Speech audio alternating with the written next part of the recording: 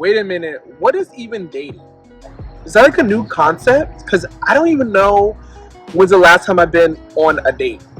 I'm going to need a Webster dictionary. Can someone give the definition to me? Because what the is that?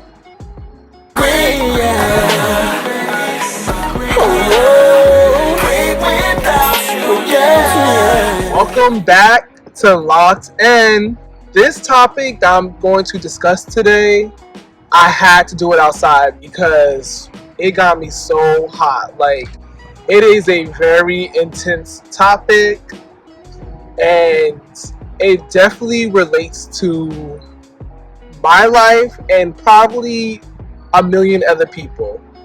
Today's topic, we're going to discuss the struggles of finding love as a gay black man. First of all, I want everyone to know that this is only my perspective, and I'm only one gay male out of the entire world. As a gay black man, finding love. I wouldn't say finding love because you really shouldn't be looking for love. It should come to you. It's just the love and dating scene for me as a gay black man.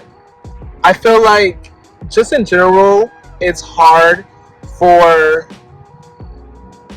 gay black men to really find love or to fall in love because of the circumstances that we've been through or that we're going through. So my black gay male friends, most of them are not in relationships, and I don't think they've ever really been in love, or they've never really been in a long-lasting relationship. They've only dealt with men. Kind of like me, I've had one boyfriend, but other than that, it's kind of like I just dealt with guys, or dealt with men. I've been in relations or entanglements, as y'all like to call it. To start off, I feel like because of being gay, being black, and being a male, the male is not too bad, but when you attach it to being black and being gay, then it becomes something. The stigma of being a black gay male tends to lead a lot of the black community not really being open to their son, their brother, their nephew, their grandchild coming out as gay. So I feel like in a lot of families, there's a lack of love and affection when you're a gay black male, you know, and that goes to not just American culture, but just in general, the community. And it's sad, and that lack of affection and love that you may not get from your loved ones or from your friends for not accepting your sexuality, black men, black gay men, like I said, I'm not speaking for every black gay man, tends to try to look for love and affection from the outside worlds.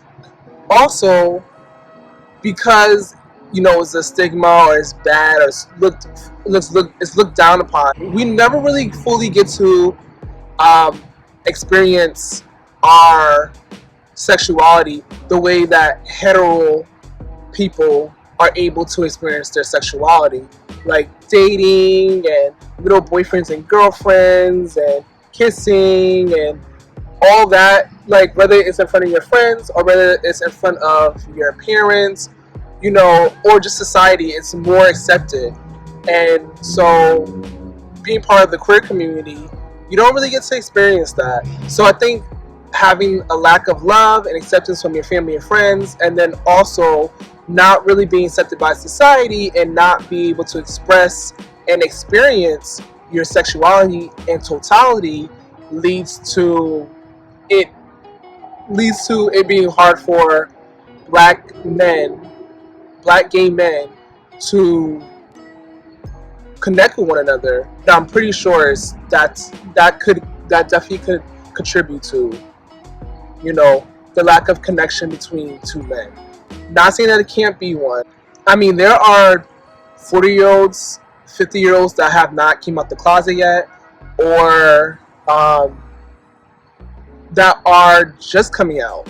So imagine that, you know, being in the closet, really fully, being able to experience your sexuality for all that time, or being in the closet, or being married to the opposite sex because it's accepting, or because, just due to circumstances. The struggle being a gay black man is definitely racism. Growing up and using these dating apps, and they would like legit be white gay men on there that would be like, not into black men, only whites only.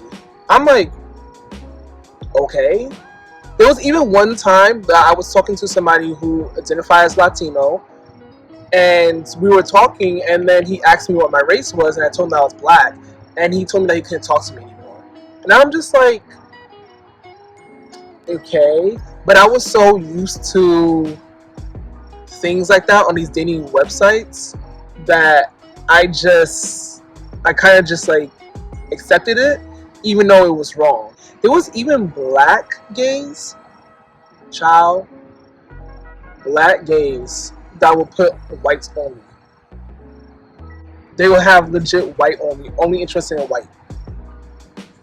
And I'm looking like, I'm black, you black, and you gonna knock off all the black gays? Like, okay, I see how it is. So I feel like now, because we're a little bit more open, a little bit more tuned with what's going on in the world with racism, I don't see too many profiles online that has the white only, coming from white gays and black gays, and a lot of Latinos will only have white only too. I know people are say that's a preference, but depending on your preference is along the lines of racism. But that's a whole nother topic. Another struggle that contributes to it being hard to like fall in love, insecurity. I don't know why, but there's been numerous guys that I would talk to, and some of them would just be so into me. They would be like, oh my gosh, I really like you, all this stuff. And then when it comes to actually meeting in person and going on an actual date, they tend to freeze or back up. Like, I swear on everything that I've talked to at least 4 guys I remember, that when it got down to like the dating aspect of it, they would like back up, they would have an excuse, or they would go ghost. Literally go ghost, or they would be into you, hitting you up all the time, calling you handsome, I really like you, you're awesome, you're funny, you're cool, just gassing me up. And then when I'm like, okay, so yeah, I think we should go on a date, they would just disappear. They would like never text me again, or they would text me seldomly. Like, it's really weird. Maybe they're just scared to be intimate. But it's like, if you want to date me, if you want to move further, if you're talking to me as if you want to be with me, we're going to have to date. We're going to have to be able to physically hold hands and kiss and be intimate. Go on dates. Get to know each other in person. Maybe these guys are just addicted to these dating apps. Like, leave me alone then. Don't bother me. I hate it. Also, I think the community that you live in, the state, the town, can contribute to it too. I live in New Jersey in a very suburban neighborhood, and maybe because of the culture over here, not a lot of gay men are out like me. There's definitely a couple of gay men that are out, but it's like, okay, you're out, does that mean I like you? And there's only like a few that I can name offhand that I can count that are out, and just physically they wouldn't be my type. But now that I'm older, I wouldn't mind getting to know them past their physical to see if I'm really interested in them, but it just never reached that point. If you live in a community where there's more gay men, I feel like more likely you have a better chance of falling in love. Not always the case, but I think you'll have a better chance. So I keep telling myself, I got well in New Jersey, I love New Jersey, but baby, if I want to fall in love, I don't know if New Jersey's it. Another struggle is the fetish over straight men. So gay men will turn down another man if they have any type of femininity in them. If they show any type of femininity, like it's like mask for mask, which is masculine for masculine, or it'll be masculine for feminine, or it'll be feminine for masculine. So if you show any characteristics of femininity or masculinity and they're not looking for that, they will completely shun you. And I feel like that's because in society we're always, as gay men, always trying to somehow be accepted by society for our masculinity. So we tend to fetishize over straight men, being with that straight male, so we can be accepted by society in a weird way. But and when I was younger, I definitely fell into that. I'm like, oh, I want a really masculine man. But now that I'm older and more mature and more wise, it's like we're all gay. It doesn't matter if you're extremely masculine or extremely feminine. You're gay. You do a lot of gay stuff, and society will always look at you as that gay man, no matter how masculine or feminine you are. So that needs to be cut off. Okay, that's just horrible. Another thing is dating apps. It's so funny that I feel like a lot of hetero people are getting onto the dating app wave in the last maybe like 3 years. Of course, dating apps have been around for everybody, for a while, but like people are really getting into it like within the last like 3 or 4 years maybe.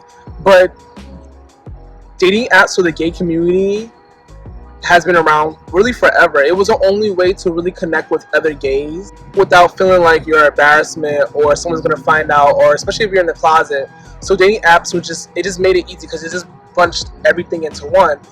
But these apps are definitely made to feel more like hookup apps. Even the ones that are more for dating, it tends to go along the lines of dating, of like hookup apps. So because of that, it was also really hard to find love, because guys would really lie to you and act like they really want you, and then they're really just there because they want some sausage. And then the next guy would do it, and the next guy would do it, and the next guy would do that.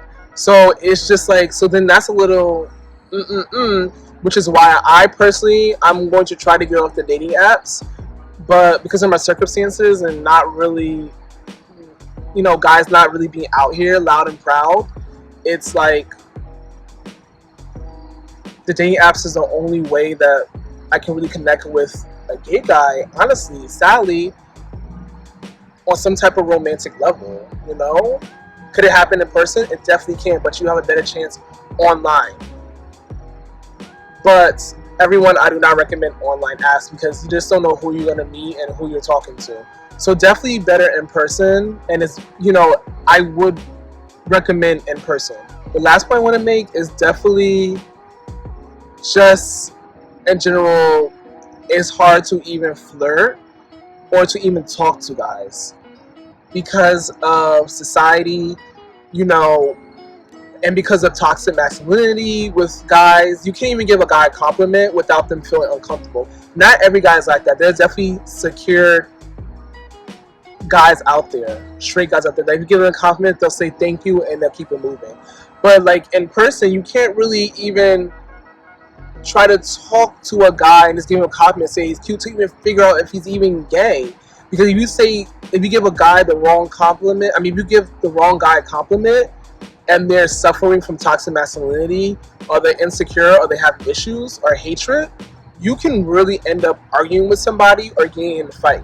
So I know of a lot of gay guys who don't even talk to a guy, who don't even flirt with men in public unless they really, really, really, really for sure know that they are gay. And nowadays, everyone is trying to be something different, or they're really trying to be themselves. So there are a lot of straight guys who may aesthetically come off gay, but they really can just be straight. And so you can't even say, hey, they're dressed this way, they look this way, so they're gay. So let me try and make a move. So that's even hard. And I've definitely had guys look at me, it looks like they're flirting with me, or they talk to me, and then it's hard for me to dissect. Are they talking to me? Are they trying to talk to me? Are they just being friendly? Do they know that I'm gay and they're just cool with it? Do they know I'm gay and they want to make a move on me? Like, I don't know. And that's like a struggle too, where straight people is normalized to go up to somebody and approach them and talk to them. Is every straight person like that? No, there are definitely shy straight people out there. I know, guys. Don't try to slash my throat.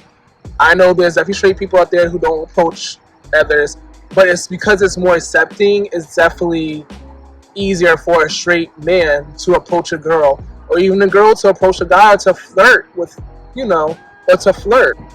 You know what? I have a lot of straight girls that check me out. I'm about to head to the pie area. I'm about to eat some pie. Just kidding. I don't do pie unless it's apple pie. Then the right guy would definitely come. And I know it sounds so cliche and it sounds so boring, but the right guy would definitely come along. And you don't want to waste your time messing with men that are struggling, who are, not all the way out. Definitely stay away from the DL men, the down low men, the ones that are in the closet. Definitely stay away from them for any type of relationship. You should really just stay away from them in general, because they're really toxic and they're really insecure, and they end up really verbally, mentally, and even physically abusing us. Look at all the black trans women. You never know. Or the right guy can just fall in your lap. Like, the right guy can just fall in your lap. You can meet the right guy. Guys, I really want to end this by saying that it can definitely be a struggle for black gay men to find love due to the adversities that we have to go through just for simply existing. Being black and being gay. Two minorities. Also, I want everybody else to learn from this. Is giving my perspective on it. So this video is not just for, to become one with the gay black men who have the same struggle, but it's also a learning experience for all straight people out there to understand what we go through as gay black men. It's getting a little chilly out here. I'm wearing a short sleeve shirt, so I'm gonna go. But I want everyone to have a great night or a great morning. I don't know where you guys are located. And remember to stay happy, continue being happy, and spread your happiness everywhere, okay? Bye-bye. Oh, wait a minute. Remember to like, comment, subscribe, and share. It's really important. Okay, everybody, have a good night.